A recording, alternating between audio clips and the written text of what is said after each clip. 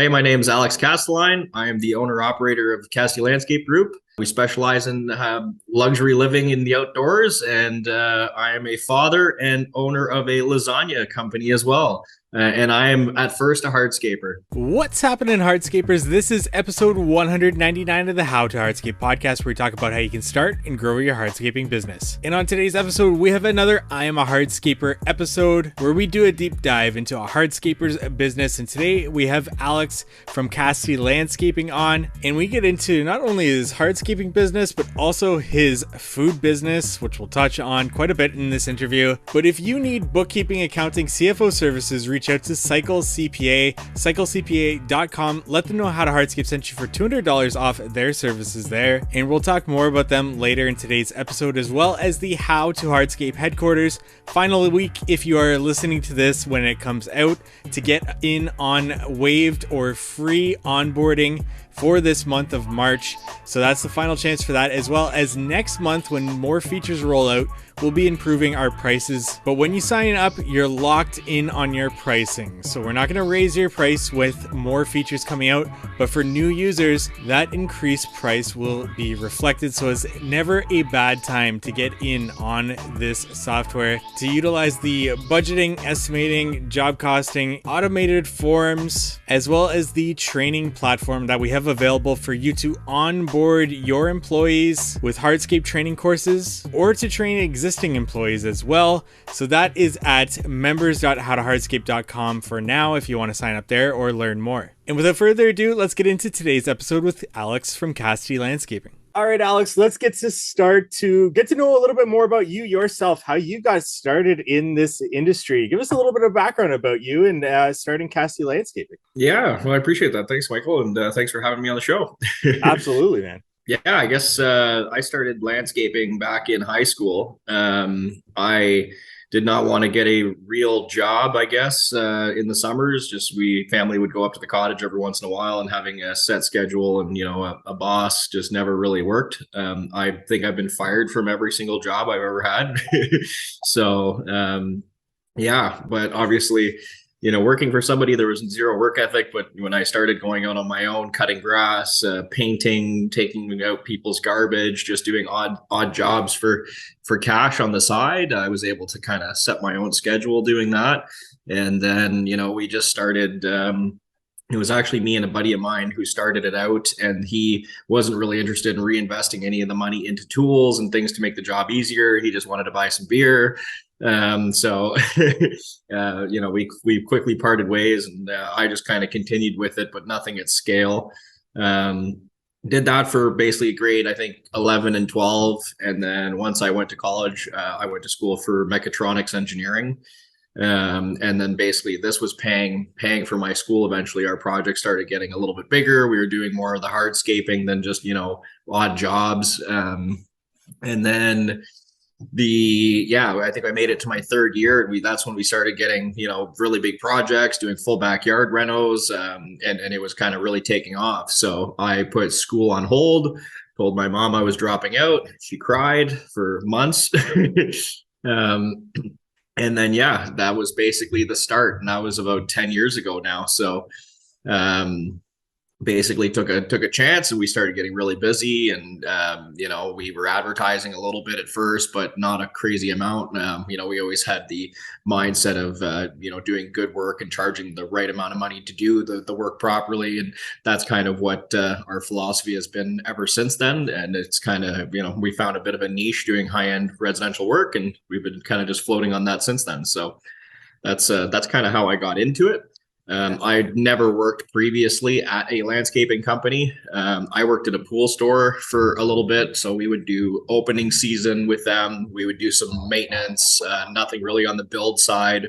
And then I would be running my business for the main part of the summer. And then come, October, we'd get into the pool closings. I would go back there, and the owner of that business kind of helped mentor me with, how to run a business, how to deal with staff, how to deal with overhead, your finances and all that kind of stuff, being that I have no business experience. And all this was fairly new to me at the time. So that's kind of how I got into it. And then, fast forward a few years, we started growing and doing bigger projects, more design, and yeah, it kind of just snowballed from there. Where does at what point in the timeline you said that you were doing when you first started out doing taking on like anything and everything the service wise until you started to actually kind of grow the business? At what point do you like really narrow in and focus in on the outdoor living space installation, nice looking backyards that you're doing nowadays?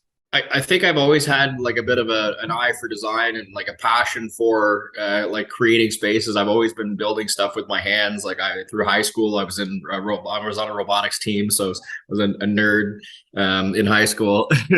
So I've always had the interest of doing that, and I hated doing just like mundane, repetitive work, and so I wanted every project to be kind of different and new, and that's why we got out of cutting grass within like a year of doing it. I couldn't do it.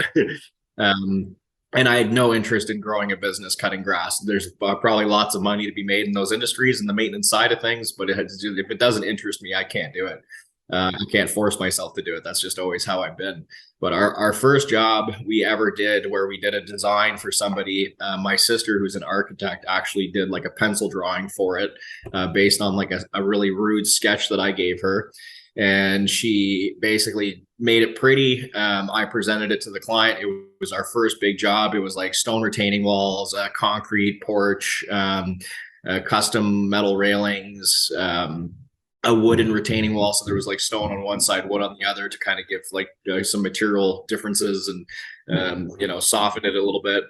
But yeah, that was our first job, and the customer basically just said, "Yeah, have at it, go ahead." So I had to teach myself how to pour concrete, and brought in a few buddies of mine whose fathers worked in construction and pour concrete for a living. So they checked over our forms, and they brought a finisher in to help me do that. And so it was right after doing that job and sitting back and looking at it and going, "Wow, this is really what like our niche needs to be." This was like the funnest and most complicated project we've done. It was also the scariest, but part of that made it really appealing.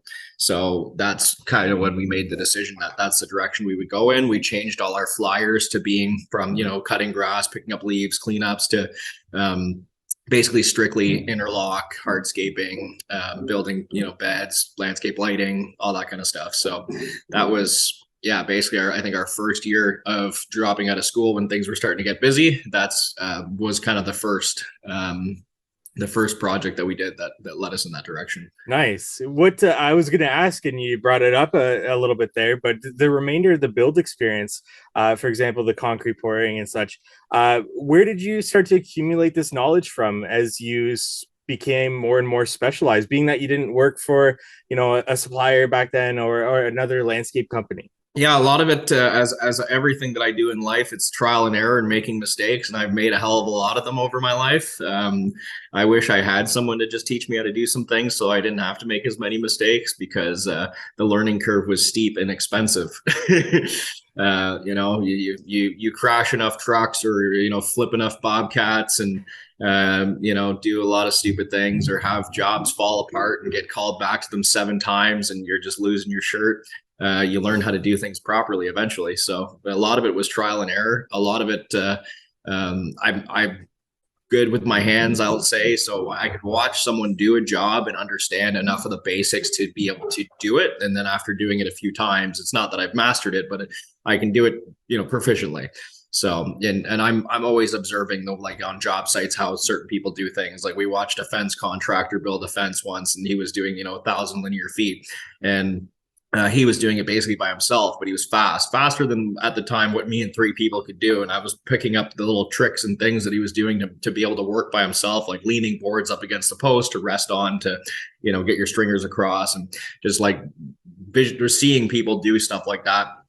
We were able to adopt, certain skills and tricks, and tricks of the trade, as you'd say, to be able to work more efficiently and learn new skills. So, but a lot of it has just come through clients trusting us and knowing that, if we made mistakes, we would fix them, obviously, because it's my name on the door. So you don't have a choice but to, if you do make mistakes, fix them. And that's basically what we did. We made lots of mistakes, but we learned from those, and you kind of move on. So At what point do you really become known, at least in your immediate community, and getting those word of mouth leads, that ball rolling? At what point does that start to come into effect, where you're doing more and more of these backyard design build projects? yeah, well, I think the first one we did, was, I think, 5 years ago. So it wasn't even that long ago. We had done a very small project for a family friend. We made some like decorative CNC screens inset in like cedar posts, lifted, relayed some interlock, made use of a corner that was not very well utilized, and back then we were cheap.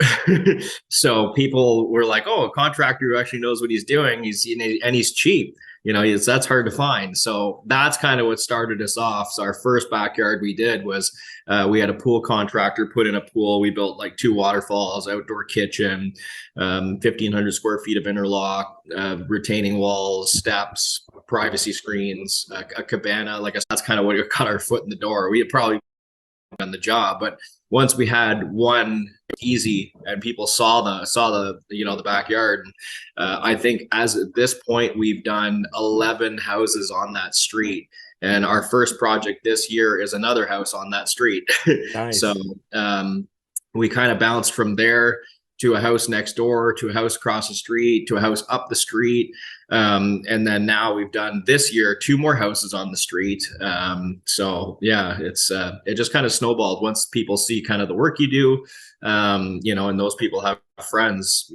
We haven't advertised since putting in that pool 5 years ago. Incredible. Nice, man. And then was it last year you had a picture of one of your jobs on the cover of Unilock? Yep. Yeah. So that was the Amazing. 2022 catalog for Unilock. So that was a great honor, I guess. When you strive to be, at the top of your game and you win the award, you go, okay, great, I can retire now. I've done what I need to do. So with all that being said, has your mom come around to you dropping out of school? Yeah, it took a long time. I think she bugged me for almost a year. Every time I would complain about something in business, oh, this person's not paying me, or this staff guy is not showing up, or she just saw how stressed out I was at the very beginning. But I dealt with it well, but I still complained. And she said, "Well, it's not too late to go back to school. It's not too late to go back to school." And I said, "Mom, it's too late to go back to school." And my mom comes from an educational background. She was a teacher. She worked at the Ontario College of Teachers. She accredited teachers and passed policies and all this stuff for what teachers have to do to become teachers. And so she's always been an educator. So hearing that her kid was dropping out of the school crushed her basically. So Gotcha. yeah, Now you have another business, right? A food-based business.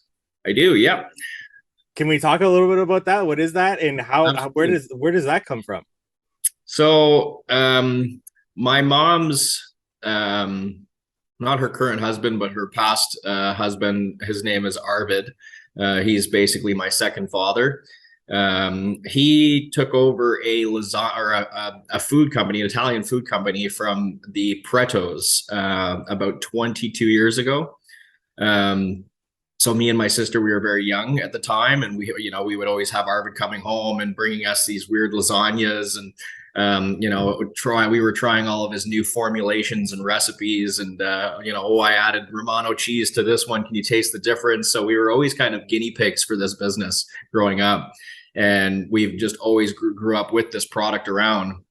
Um, my stepdad Arvid has a bit of a drinking problem. He had a stroke, and then since then, the business was starting to suffer quite a bit. He was owing people money. The product quality was suffering, and so about 5 years ago, I approached him and basically said, do you mind if I take over the business? Not that I'm an expert in business, but I probably could do better than you at this point. And he was like, oh yeah, no problem. It's yours. Here, have it. Wow. So invested a bunch of my own money into it to get it back on track. We had to rework a lot of the recipes to bring them back to what I remembered them being, just because they had changed and evolved to make them either cheaper or whatever, just so he would increase his margin to stay in business. And that's basically like the last thing you want to do, because people eat this food because it's really good. Mhm. So to talk about the product to start, it's a premium lasagna product. So if you were to have a Nona make you a lasagna, she would come up with very similar to what we make. So it's very thin layers of egg pasta, very simple recipes for the sauce, no artificial ingredients. You can pronounce every single ingredient on the ingredient deck. Like our traditional bolognese style has basically 5 ingredients in the sauce. It's crushed diced tomatoes, pork, beef, onions, and then spices. That's it. So they're very simple recipes. We also have some more, we've over the years developed other recipes, but we'll talk about that in a bit. But yeah, so I took it over 5 years ago, and we had about 20 stores, and no food safety license. We were municipally inspected, same thing as like a restaurant, basically. But we had some contacts to get back into Sobeys because we used to be into Sobeys like 10 years ago. And so the first order of business, we had to put in together a food safety license. So your bare minimum here in Canada is called a HACCP license. So it's a hazard analysis critical control point. And that if you get that license, you can start selling to grocery stores. But they would prefer you to have like a GFSI license or basically have the CFIA, like a CFIA accredited license, so Canadian Food Inspection Agency. So there's not many businesses in Canada at this point. We're like number 800 or something like that all through Canada that are federally inspected now. So that was the next step. Wow. We actually are going through our last audit this year. It's a 3-year audit to become federally inspected. But yeah, so since I took it over, we renovated the plant to get the HACCP license, bought a delivery vehicle, remanaged, rebranded the product, changed the packaging. We went from 20 stores to 70 stores within the first couple of years. And it was just always very difficult because it's a very complicated business just from the food safety side. Yeah. Our production line being I had a background in engineering.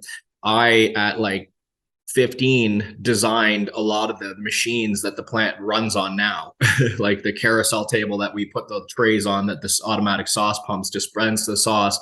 I designed that in AutoCAD when I was literally in like grade 9. Wow. So it's a cool evolution, and I've always just kind of helped Arvid with it over the years, just where I could come in, fix stuff, weld stuff. I'm good, a good metal worker. So that's kind of where it started. And then when I took it over, it was okay, how do we improve it? How do we grow? And then, so fast forward, 3-4 years, in August, we hired a friend of mine to take over doing sales because that was Arvid's job and delivering. So now Arvid's just delivering and I've got somebody running sales. And since August, we went from 70 stores to 170 stores. So we're in almost every single Sobeys and Foodland in Ontario. In a lot of like mom and pop shops, Nature's Emporium, Goodness Me's, Mary Lou's Market in Burlington. There's all kinds of different stores we're in now. So now it's starting to finally, get to the point where it's starting to make money. We're paying off debt that, has been accrued over, the 20 years Arvid's been running it. He's been basically had a lot of friends give him loans and just try to feed his dream. And now he's, finally seeing it come to fruition, which is, nice. Was kind of my goal, was to try to unbury all the work he did. So, right. Yeah. I just want to take a break from today's episode to talk about our sponsor, Cycle CPA. You may have a CRM or project management software in place, but what data are you using to ensure your estimating is accurate? Having a proper accounting setup and accurate bookkeeping done is key to understanding overhead expenses and other costs that must be recouped in your estimates. Cycle CPA is a remote bookkeeping and CFO firm that helps to connect the dots from the financial reports to the hardscape and landscape data needed in order to reach high profits. They provide landscape and hardscape industry benchmarking, job costing, financials by service line, advisory meetings, and much more. Cycle CPA's team of accountants are specialized within the hardscape and landscape industry, and you can visit them at cyclecpa.com, and for $200 off, mention the How to Hardscape podcast. Now back to our episode. What does it take to get into, say, a Sobeys? Like, what? Yeah, I wouldn't even know where to start with something like that. It's all connections. So yeah. You have to know people, really, at the end of the day. And Arvid is a big people person, so he was able to get connections to know who to talk to start that ball rolling. But past that, the grocery industry is probably the most cutthroat industry ever. You can work landscaping, make good margins, and your jobs. You barely have to do stuff nowadays anyway, and you land the job just because you are who you are. Where in grocery, they don't give a shit about you. Everyone fights for the same, square foot of freezer space. Some people buy their way into the stores. You can get listing fees, but to get a listing fee in Sobeys is like $150,000 a year, and they'll give you like half a freezer door. That's it. So if your sales aren't high enough to pay for that, then you're dead in the water. Wow. Yeah. That's incredible. So once you're in one Sobeys, is it easier to get into the next Sobeys, or are they Yeah. individually kind of managed They're to they're get all space? individually, yeah, they're all individually managed. Most of Sobeys are still franchisee run. Some of them are starting to switch over to corporate ownership, but having like franchisees, they know the community, they know what products sell better, they know all the people shopping in their stores, so they can make decisions on what to bring in order to cater to their market. Where Right. a corporate person would have no idea, and those stores are usually very mismanaged. Mm. So Sobeys started switching over to corporate stores and then actually found out they were doing worse. So actually started switching back. So we fall into basically what they call the local food program. So Sobeys has always been trying to put an emphasis on like keeping things environmentally friendly, blah blah blah. If you're shipping product from halfway across the world to your store, it's got a big environmental footprint. So if you Right. have locally sourced products that are not being shipped across the world, the footprint is bigger. You're supporting the local economy, local jobs. So Sobeys made a big push on that, and we're very successful. They're one of the only grocery stores that do a program similar to that. Interesting. So we got in under the local food program, and then in stores they basically have what's called flex space, and that's the space that store owners are given the autonomy to figure out what goes in there. There is a lot of competition now, unfortunately, in the lasagna world. There's about three other major players that are and we're kind of probably one of the smallest ones, but our product outsells every single one of them. And in my opinion, packaging looks better, price points a little better than some of them. But if I took it over 10 years ago, there was no competition in this field, and it would have been a lot easier to grow. Now if you've got five different lasagna companies, every single sales guy comes up to you and says, oh, take ours, it's better, it's better. Who are you going to believe? So Yeah.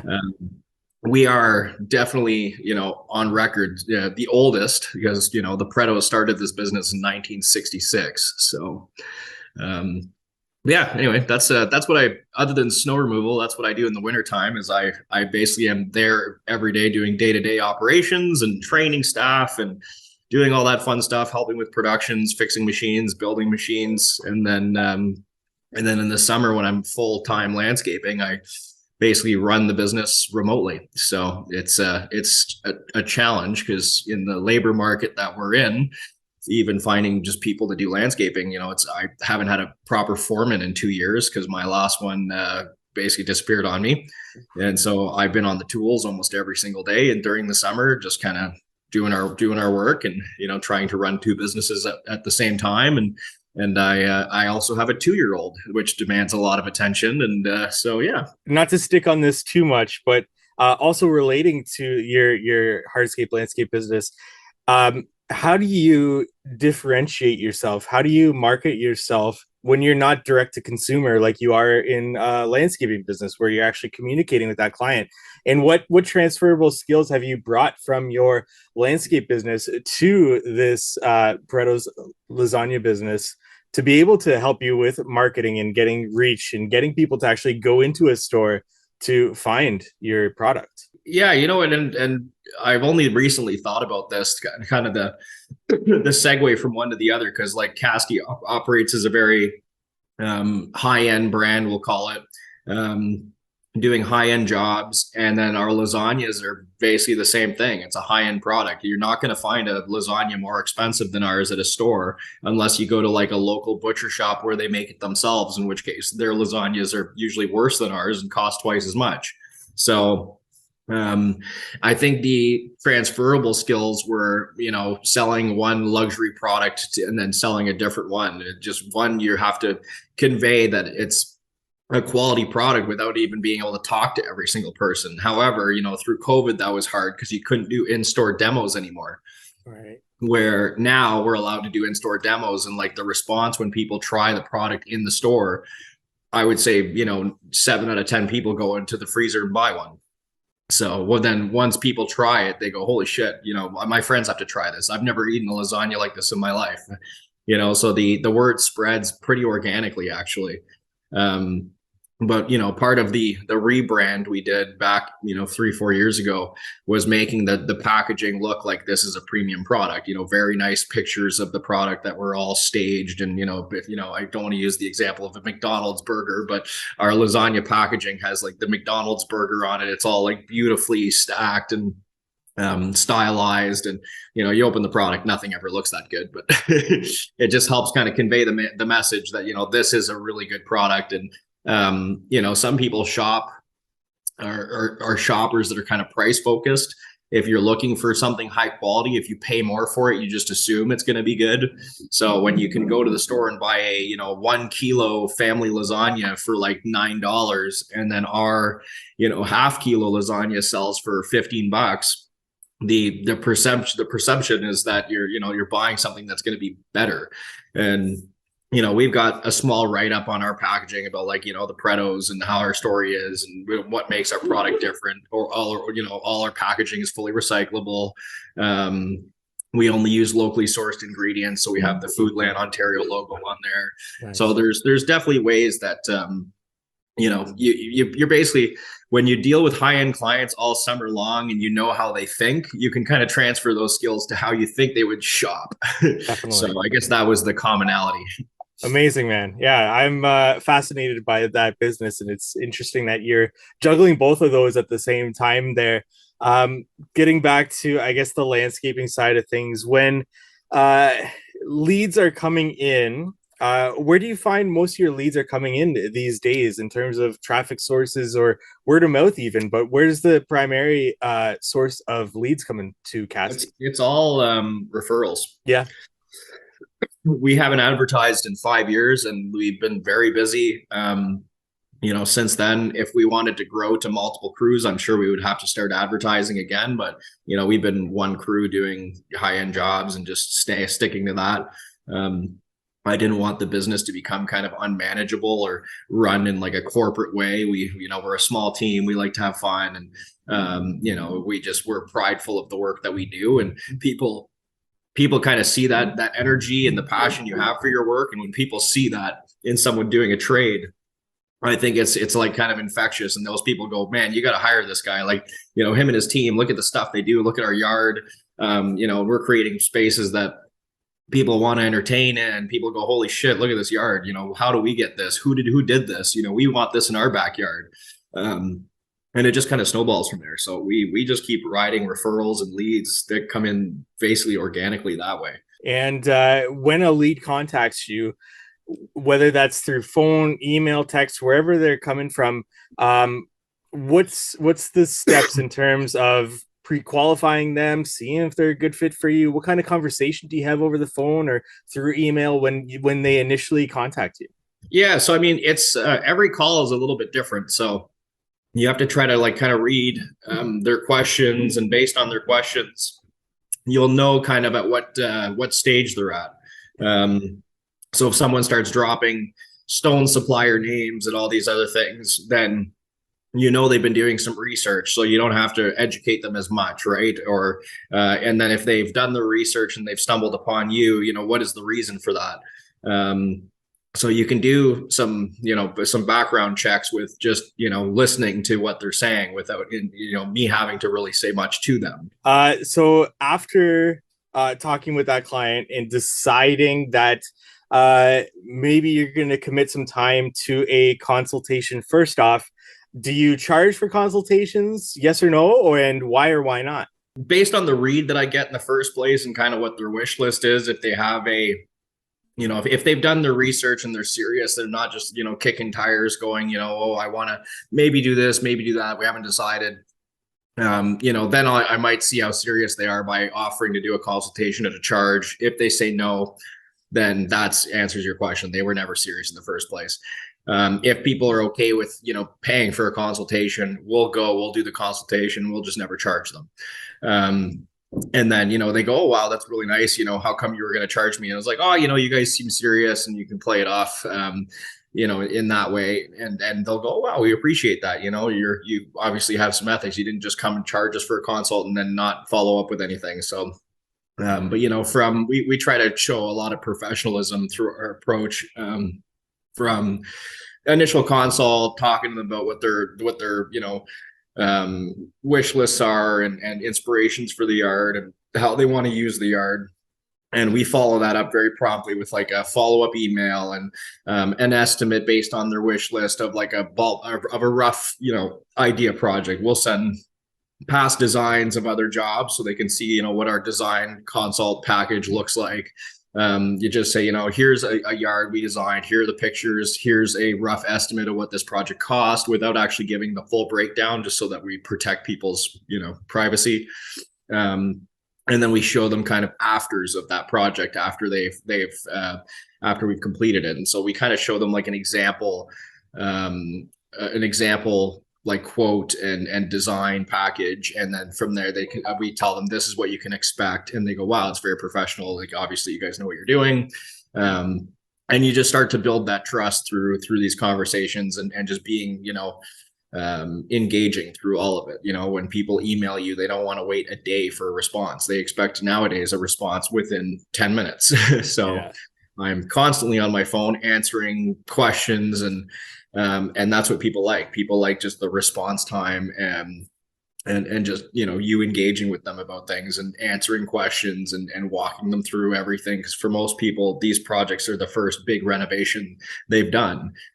So they don't know what to expect. They don't know what questions to ask. So we just have kind of a list of things that we go through with them to help them become more comfortable with who they're working with, I guess. So definitely.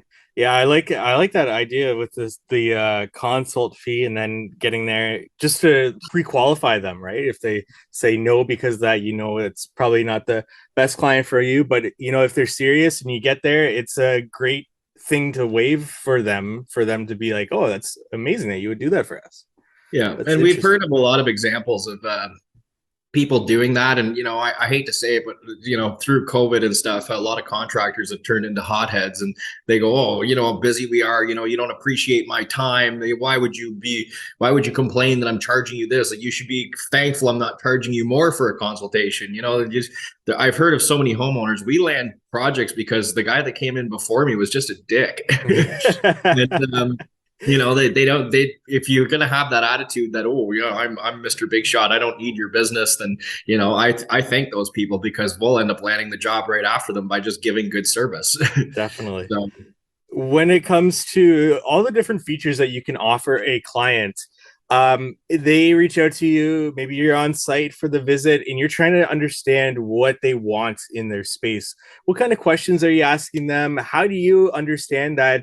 Or how do you get out of them that they might appreciate a waterfall on the side of their pool going into the pool, and that fire feature that they're going to build for them in the outdoor kitchen? Or are a lot of your clients or leads coming in kind of seeing work that you've done and saying, I want something like this? How do you kind of get it out of them that, what features are going to go into that design? I think that's probably the hardest part of the consult process, and even the design process. We constantly have to try to break people out of routine, or get, if they have an idea in their head of what they think the yard's going to look like, but they still want to pay you to design the yard. Why would you pay a designer to design the yard if you're not going to listen to the advice? And so these are the conversations that we have very early on to say, we do this every day. We know it works. And I know you have this little napkin drawing, and you say you want a waterfall here, pool here, cabana here, and you've segmented everything in the corner of your yard with a pool in the middle. It's just like, no one designs like that anymore, and no one builds projects like that. It may be the most efficient use of space, but it doesn't mean it's going to work, like flow nicely and have a good aesthetic. And so the first thing we need to make people realize is just to help try to like break their their traditions and ways of thinking, and just let them have some trust in us that we know what we're doing. Part of that just comes with, you have to develop a good portfolio of work. Once you do that, you sell jobs for cheaper to just get in the door, get the portfolio built. Once you have a good portfolio, people just trust you. They've seen what you're capable of doing, and they go, listen, you're right, you're an expert at this, I know nothing. Here are my, my wish list. I want a fire feature, I want a cabana, I want to, something to drown out the neighbors would be nice. So we suggest, we can do water features, we can do audio, whatever. So there's a lot of different ways we go about it, but yeah, that's kind of how we tackle some of these. It's yeah. Nice. And then when it comes to actually creating a design and giving a proposal to a client, what does your proposal look like in terms of giving them a quote? Are you breaking it down by line item pricing and being very specific? Are you breaking it by work area, and or are you just giving a lump sum price? How do you go about building that proposal for the client? Yeah, so and again, it's the same thing I kind of draw on, being transparent and building that trust with clients. Is that I find that a lot of people, I don't know, I've heard this argument from so many different sides. People say if you break down your quote too much, people will start nitpicking line items or trying to find that line item for cheaper. Like, if irrigation's broken down or lighting's broken down or even broken down by fixture, they'll say, well, I can buy those lights at Lowe's for $200. Why would I pay you $200 a fixture to do the same thing? It's like, well, you're paying for the installation and the expertise that I bring to shine the light on the right plant, and to make sure it doesn't fall apart in a year, and all these other things. So we do quotes by line item, and part of that is to be as transparent as possible through the quoting process and to build that trust with the client. I don't want to say, I quote a job at $100,000 and they want to make a change. The change is, could be whatever, a big or small change, and then they have no idea how that change actually changes the final cost of the job. And I've heard stories of people, they take out small things in the contract, or they take out big things, and the contractor only lessens the quote by like $100, but what they took out could have been worth $1,000. And so now you're losing that trust because you're taking advantage of somebody who doesn't have the same knowledge we do. So we've always given line items that are very specific, like here's front yard, here's your, rough grade, final grade, access prep, interlock install price, interlock stone price.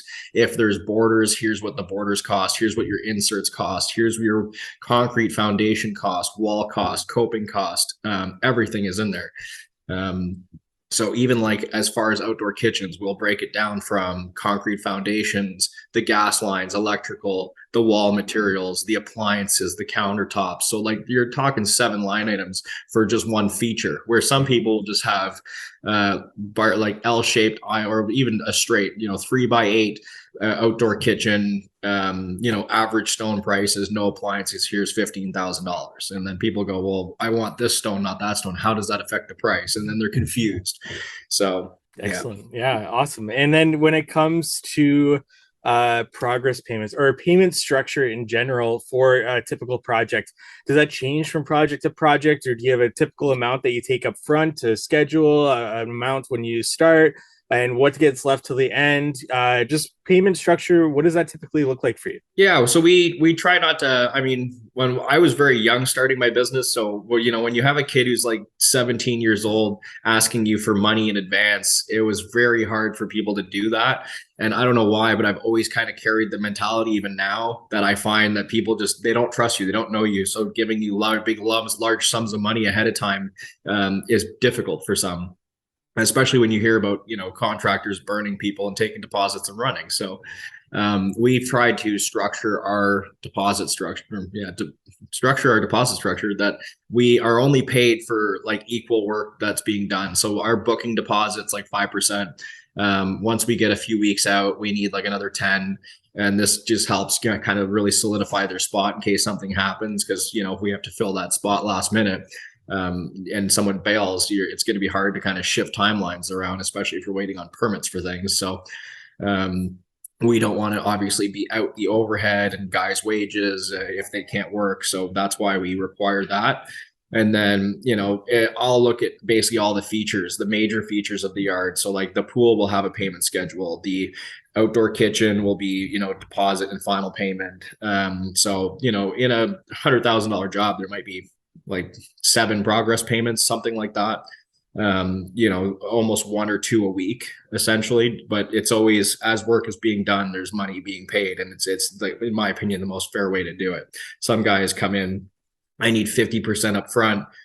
And so they want to check for 50 grand. I don't know a single homeowner that's going to do that, especially in our industry. So, and then they'll go another 25% and then another 20, and then they only want to leave 5% on the table at the end in case the client's not happy. It's 5 grand. It's not going to be worth going and fixing anything that you messed up. Right. So if you're that guy. So for us, like, we try to leave, the standard holdback for construction is like 10%. So we try to leave 10% on the table until at the end to make people comfortable. And obviously, there's very few issues. If there are, it's, maybe a half day's work to go in and just do the punch item list of the things they want kind of cleaned up or finished. And then that's it. And then they have no problem paying us. So, hey, do you have a budget set for 2023?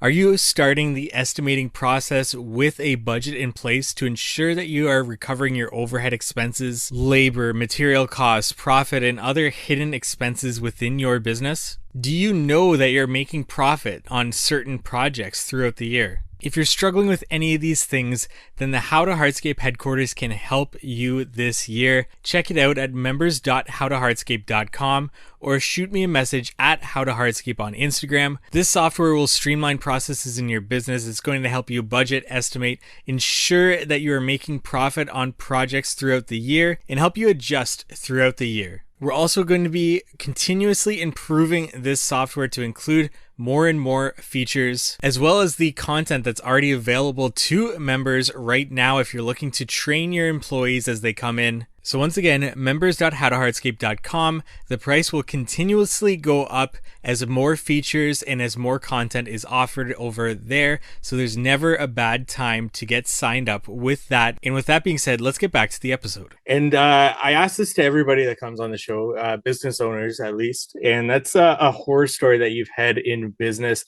Can be related to anything. We just talked about payments. Typically something has to do with payments with this. But the reason why I ask for horror stories from business owners is to help those just starting out in business to realize what could go wrong in their business, maybe put barriers in place to prevent these things. But Alex, do you have a horror story in business that you want to share?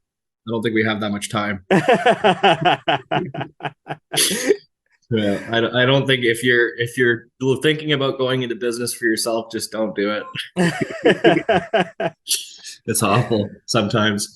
No, I mean, we've especially at a young age, we were taken advantage of all the time when it came to payments.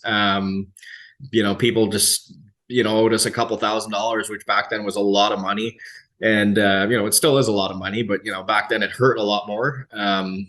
We've had lots of people not pay us, and we learned, again, the hard way, to have nice contracts in place with payment schedules like you're talking about, and proper scopes of work that outline what you're doing. And the other big one was getting into doing 3D designs. If the customer knows what you're going to be building for them, they have a much easier time, or a harder time, going back afterwards and saying, well, it's not what I expected, I'm not paying you. But I would say the biggest horror story when you start out is trying to just chase people for money. That's the hardest one. And we sometimes still deal with this day. But I would say my biggest horror story in my landscape career would have been my old landlord.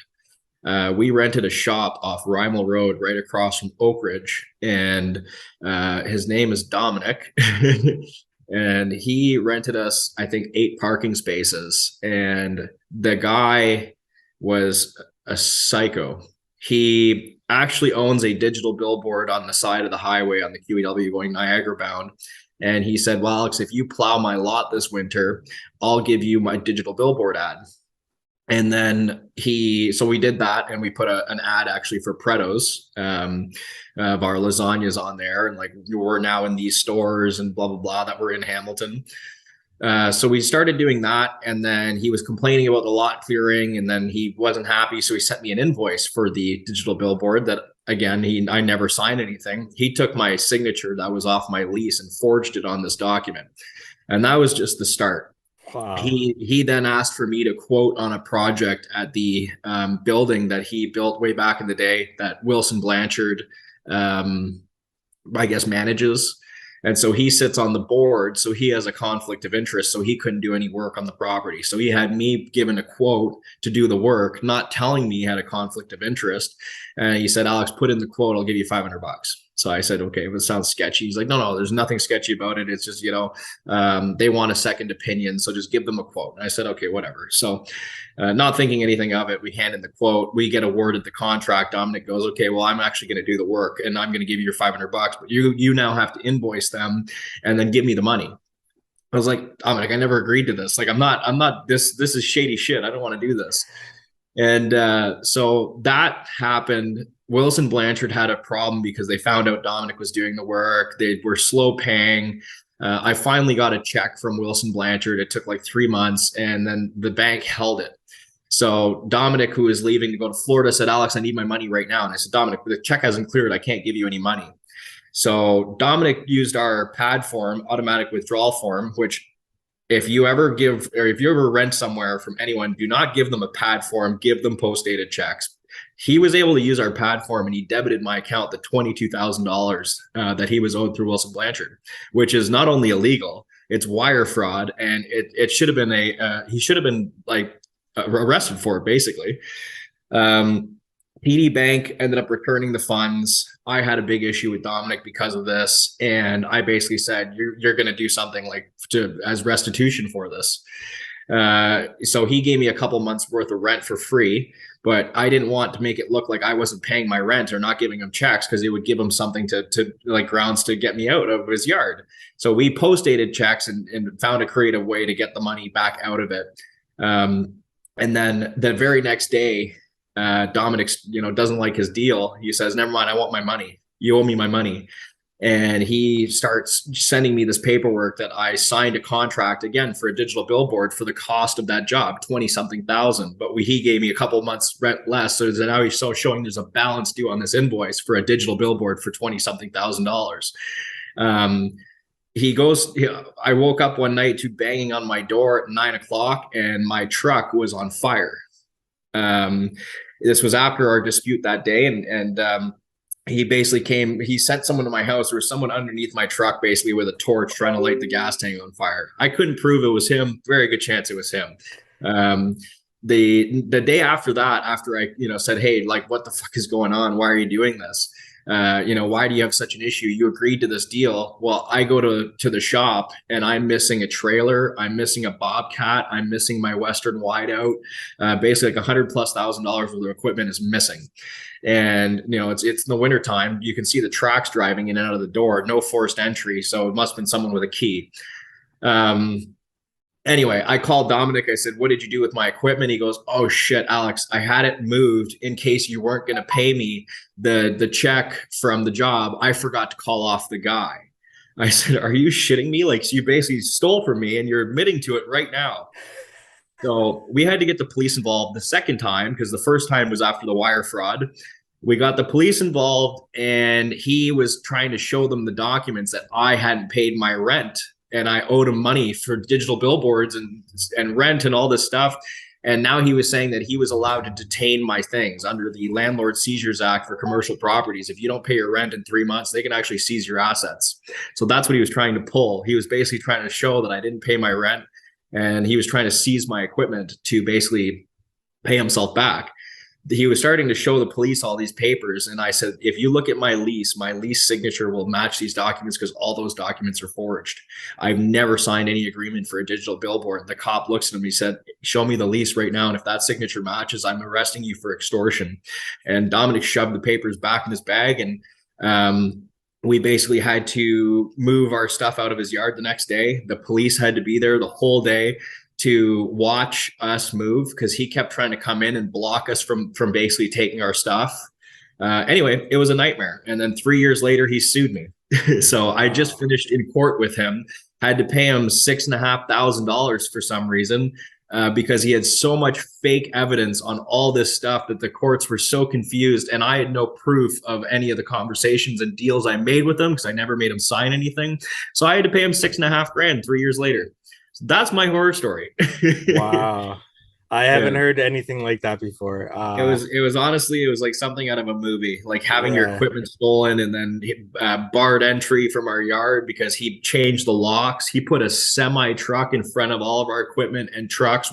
If we got called out for snow, we would have lost our contracts because we wouldn't have Wow. been able to service anybody. But we had to hire a heavy tow truck to move the trailer out of the way.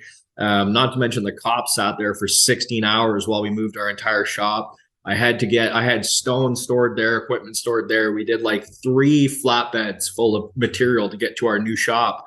Um, and it probably cost like 4 grand just to move the shop with between labor and all the trucking fees, the heavy tow truck. And I tried to use that to counter sue him. And the lawyer says, don't bother, you're not going to win. So Wow. after all this, he got away with murder essentially and got his money. So, Wow. yeah. Well, shout out Dominic there. Yeah. Don't rent land from the guy across from Oak Ridge. Oh man, that's quite the story, man. Turning the page there on, I guess, a more positive note as well as we're coming to a close here for this interview, Alex. Anything that you want to talk about in terms of installation practices that you stand by in Kasty, or equipment that has really changed the game for your business? Installation practices, equipment, things that you stand by in your business. Any talking points in general about this? I do quite a lot of, I guess, video watching on Instagram, and everyone seems to have a different way of doing things nowadays. I think my biggest pet peeve when it comes to installations are the guys switching over to doing open base, open grade, um, who build on clay. And I'm not an engineer in the soil world, but or whatever you call that. But to me, having something that doesn't filter water through it and then putting an open grade and not having a place for the water to drain off, which is most people's applications, makes no sense to me. If you're not going to dig a deep well or put a sump pump in there, all you're doing is creating a bath underneath gravel for water to sit there and then for in the wintertime freeze thaw cycles to go through and wreck your work. Open base is fairly new in Canada as far as I'm concerned. I've only been seeing it for the last like 2-3 years. um, I'm sure it's been done longer than that, but that's just when I started noticing it. And I'd love to see how some of these projects hold up after people do this. When we did open base, we would always make sure that we had an area of the yard that we could put a weeper to that ran underneath our foundation, so that we could carry the water out if it did collect. I don't see people doing that. Right. So I would say that if you're going to do open base, maybe keep that into consideration, that you should have a place for the water to go. Just because you can't see it doesn't mean it's not underneath in your foundations. Absolutely. Yeah. Excellent point there with that. And how about equipment? Anything that you've brought into your business recently or in the past, or tools, hand tools, anything that's kind of made your life easier that you love and stand by? I don't know. I think the best tool that we'd probably ever bought was an enclosed trailer, to be honest with you. Oh, I yeah. see a lot of guys, landscapers, that bring their tools in the back of their trucks and they're loading and unloading every single day, and it's a huge time killer. Uh, you know, we used to do all the work by hand, like hand shoveling out yards, wheelbarrowing in materials and stone, and it kills you. So if you're going to start a business, just invest in a loan and buy a small piece of machinery, because you'll save yourself your back. Um, but yeah, the biggest game changer for us were just an enclosed trailer. We bring it to site more than we do a dump trailer, to be honest, because we will get materials delivered. It's the MTO getting you for unsafe trailer loads or being overweight and all these other things. It's just not attention you want. So just have stuff delivered to your site, but bring a tool trailer, so you're not oh crap, I forgot this, and running back and forth from home or your shop or wherever to go get your tools. I think a tool trailer is a better tool on site than a dump trailer any day. So it's like our mobile workshop. It's got everything in it: stone saws, our gas, caulking, string lines, everything, levels, compressors. So it's a mobile repair clinic too. Like, we've got all our tools in there to fix our bobcats. We got impact wrenches to take our tires off and plug our tires if there's nails in them, so we can do everything on site through the tool trailer, which is great. So I think more people need to utilize one of those. Nice. And a couple more questions to close things out here. Anybody on this podcast that you want to give a mention in terms of mentors, people that you've looked up to, inspiration, anything in business in general? Anybody here that you want to give a shout out to other than Dominic there? Yeah. No, I mean the hardscape community is an interesting one because not a lot of people are competing. As far as I'm concerned, I think a lot of people are building off each other more than they are competing. There's lots of work out there, so I would say just the community as a whole. It's a shout out to them because it's fun to go on Instagram and seeing all these guys giving their tips and tricks and things to help other people succeed, kind of like your podcast, for example, right? So everyone kind of just sharing knowledge where in conventional business, people usually try to keep all the knowledge in house so that you don't get competition out there, right? That's why patents exist. So Absolutely. And closing things out here, the last question that I ask everybody: what is one thing you know now that you wish you knew from the very beginning? It could be business related, personal related, but what's that one thing you know now you wish you knew from the beginning? invest more in training the people that work around you for sure. I think that I'm always OCD and perfectionist, and I hated trying to wait for other people to learn how to do a job because I could do it faster, I could do it better. But at the end of the day, then I'm the only one who can do it. So training guys around you to and giving that trust to them to be able to learn, I think is one of the things that I've learned over the years is very important, so that they can help you build your business instead of you constantly running it. Excellent advice. Great interview here. Alex, where can our audience go to learn more about you, yourself, anything that you want to point them to? Where should they go? Instagram, I guess. If you want to learn a lot about the food world and lasagna, and then in the summer landscaping, I'm on Instagram. That's the only place you can really see my day-to-day life. So and that's at Kasty Landscaping? Yeah, at Kasty Landscaping.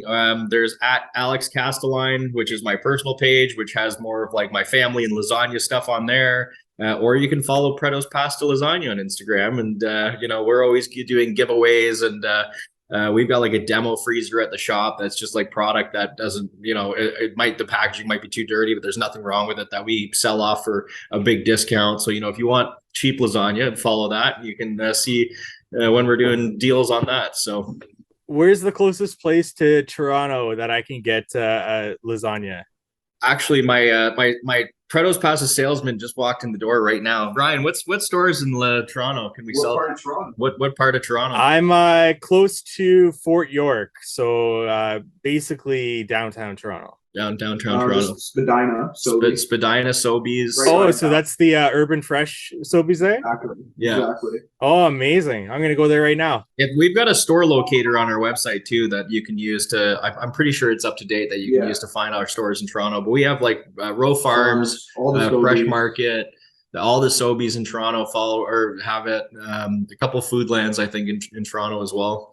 So we sell lasagnas right now as far as Ottawa for anyone listening, up to Thornbury, Barrie. We just got into, I think, 7 new stores out in the Windsor way to Sarnia. So yeah, we're everywhere. Everyone can buy lasagna. Awesome. Alex, thank you so much for your time.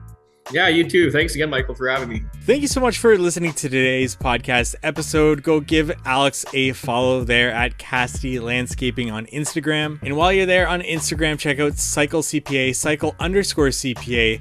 Give them a shout. Let them know How to Hardscape sent you if you're looking for bookkeeping, accounting, or CFO services, and you'll get $200 off that. As well as check out the How to Hardscape headquarters at members.howtohardscape.com, or just shoot me a message at How to Hardscape on Instagram. And we look forward to meeting with you next week on the How to Hardscape podcast.